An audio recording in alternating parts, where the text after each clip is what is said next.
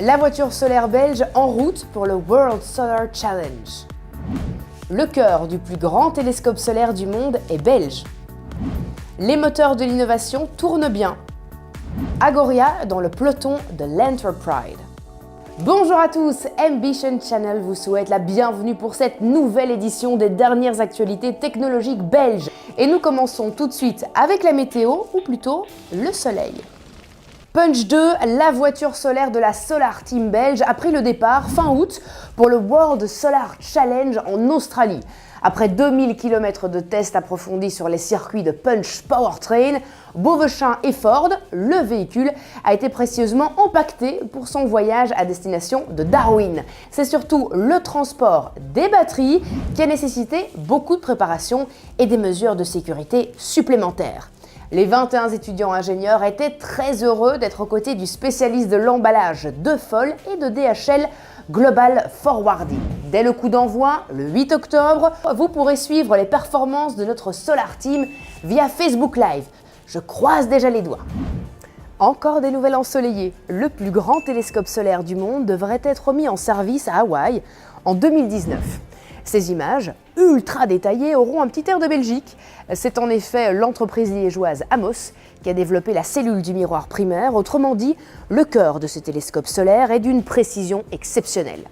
Le miroir est contrôlé de façon pneumatique et hydraulique par un système électromécanique de 9 tonnes avec une précision d'un micromètre, soit 40 fois plus précis que l'épaisseur d'un cheveu.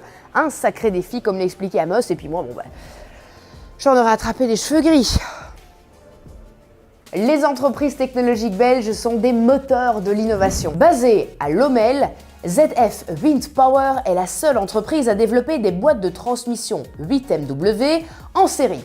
Et ce sont elles qui permettent aux éoliennes de nouvelle génération de tourner. Les avantages de cette nouvelle vague d'éoliennes, des capacités de production à la hausse et donc un meilleur rendement, mais aussi une baisse des coûts d'énergie grâce à la numérisation et à des applications cloud. La drague Minerva, conçue par la société DEME, est le premier bateau au monde de ce type à être équipé de moteurs bicarburants.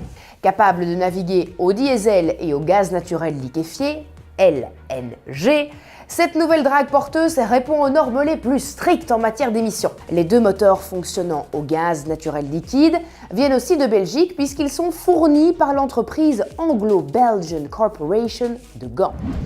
L'entreprise Van Hool présente elle aussi une primeur, le premier trambus articulé zéro émission fonctionnant à l'hydrogène qui circulera en France. Doté d'une autonomie de 300 km, 8 bus citadins seront mis prochainement en service dans la ville française de Pau.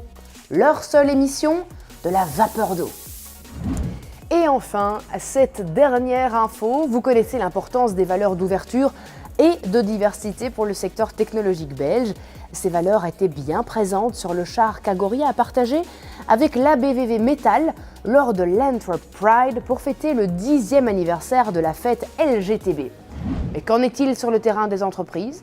Dans une enquête réalisée auprès des responsables du personnel de l'industrie technologique belge, 77% des employeurs indiquent que le coming out d'un collègue n'entraîne pas la moindre réaction négative. Et c'est sur ces images de fête que nous clôturons cette édition d'Ambition Channel. À très bientôt pour de nouvelles actualités.